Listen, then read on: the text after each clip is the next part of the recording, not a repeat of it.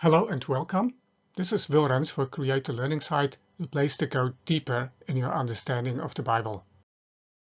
Create the Learning Site is back. In April of this year, 2024, it was 10 years since I started to write and publish monthly inputs in biblical studies, later also doing podcasts for the website. And I decided on that occasion to take a sabbatical from writing and podcasting. This is coming to an end. This marks the relaunch of the website and also of these podcasts. So here we go. There's still much to learn, and I hope you'll continue to accompany me on this journey of discovery. How do we live life well? And that is a good question.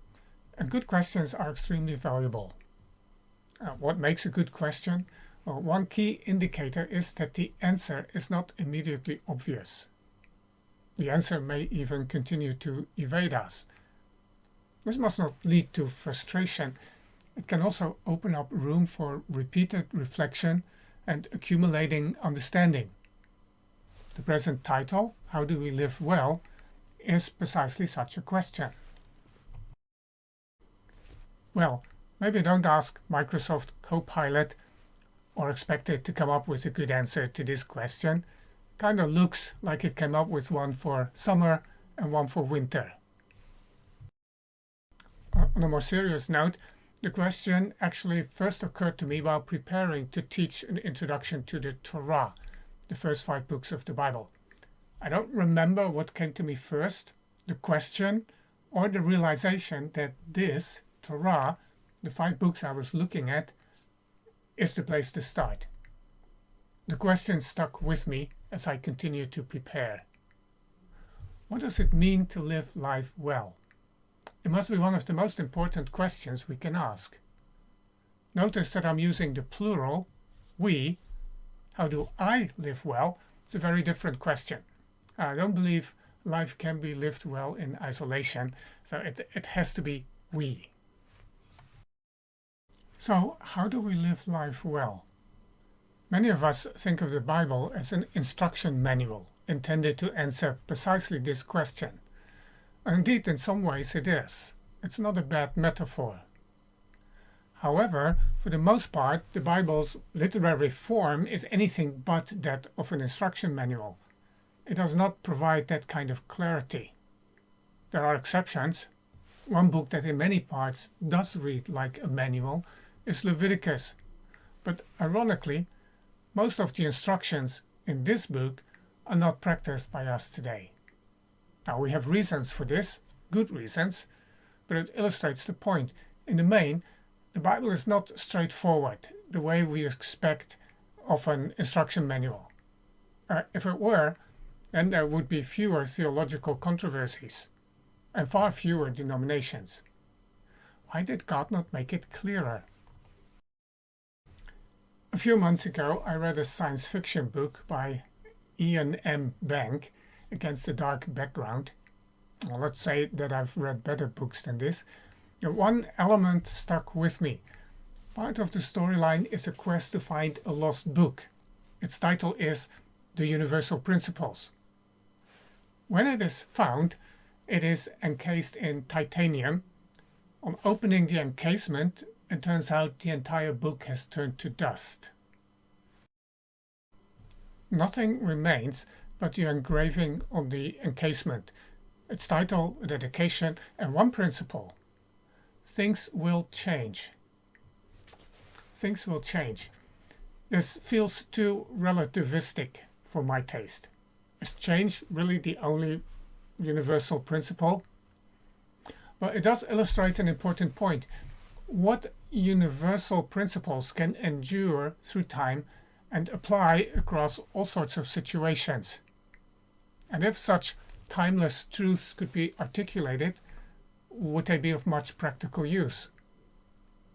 Perhaps we should not be looking for timeless principles. What is that anyway? More helpful is learning how principles play out in real-life situations rooted in particular contexts. Practical embodied applications of values that can guide our actions whenever, wherever. Well, this is what we find in the Torah.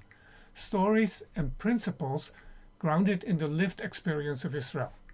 Instead of abstract universal truths, we find a narrative full of concrete examples that offer guidance for life. What we find in the Torah then is not an overview of universal principles, but something more akin to learning the ABC. It's like learning how to write in first grade. This illustration shows one of my earliest writing booklets, now more than 55 years old. When we look inside, you can probably tell that learning this was not easy. How do we learn to write? Letter by letter and with lots of practice. How do we learn to live well? How did Israel learn to live well? In much the same way, precept by precept with plenty of practice. For Israel, this process was initiated at Mount Sinai. They were being trained there to live righteously, to be a nation, to establish a society. But Sinai was just the beginning. The particulars of doing the right thing are not always obvious. It is not possible for a single book or even an entire library to cover all possibilities and thus always point to the right course of action. The Torah doesn't even try. It gives legislation for a goring ox in Exodus 21, but not for an aggressive biting dog. Do your own thinking. More than anything, the Torah inculcates foundational values, the letters of the alphabet. No idols, justice, compassion, love, truth and truthfulness, life.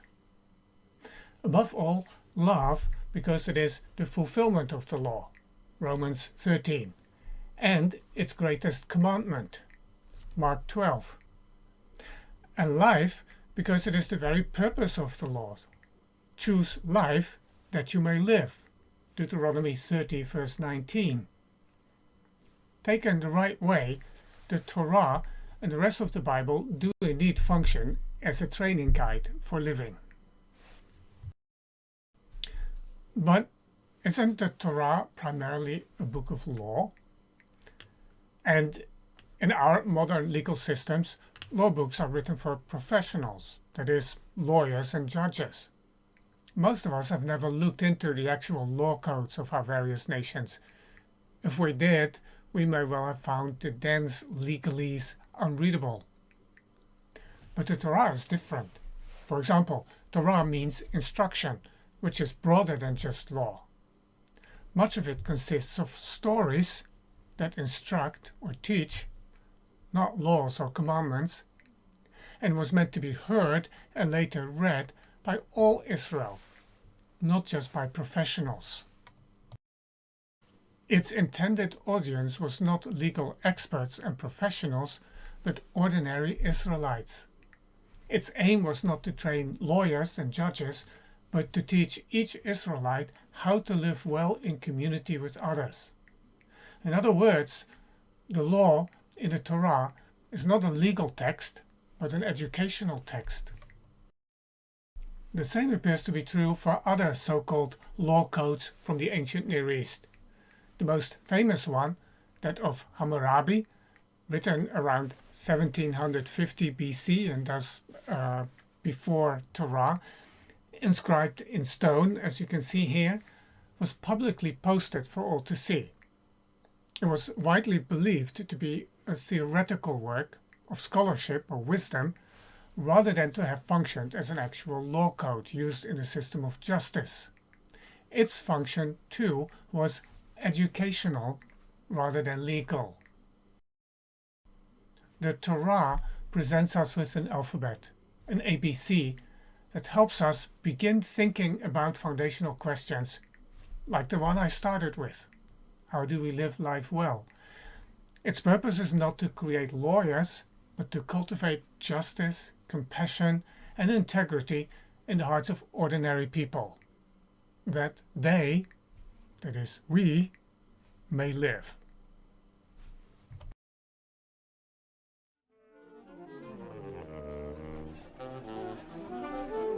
show will be starting in just a few moments.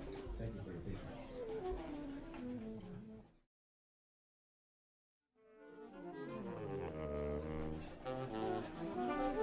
The show will be starting in just a few moments. Thank you.